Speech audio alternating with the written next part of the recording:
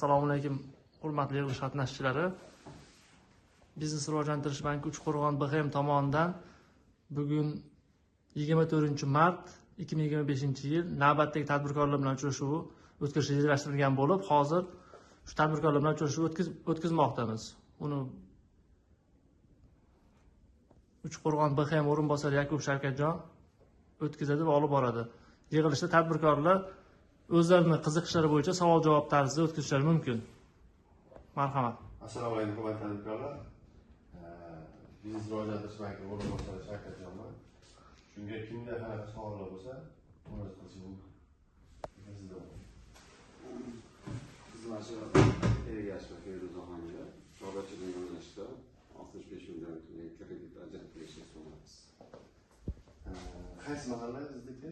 Navbahor mahalla. Navbahor mahallasidan bo'lsa, ikkinchi sektor hududiga kiradi. Bizda Navbahor mahallasiga xizmat ko'rsatadigan mahalla bankimiz bor.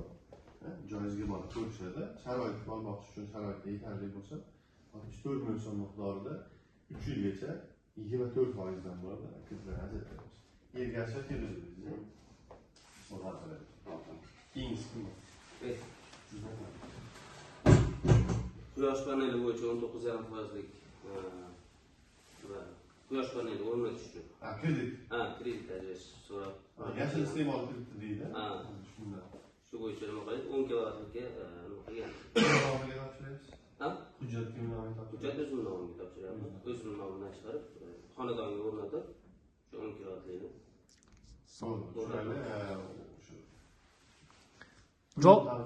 Javobini hujjatini bergan bo'lsangiz, imzolay 2 kun ichida arizani ko'rib chiqib, javobini qaytariladi. Quyosh paneli degan. Keyin bittirimiz bor edi. 5% ni subsidiya tomonidan qoplab beriladi deganimizni eshitganman. Shu qanaqa bor, yo'q? Subsidiya topshirish bo'yicha bu platforma bor. Ushbu platformaga kiritiladi. Keyin siz elektron hujjat bilan tasdiqlaysiz. Tasdiqlangandan keyin shartnoma bor orada.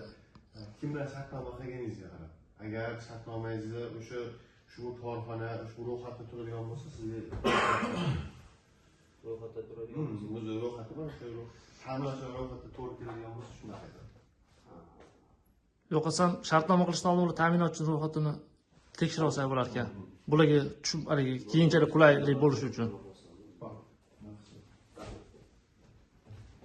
Yana kimda savol-javob bor?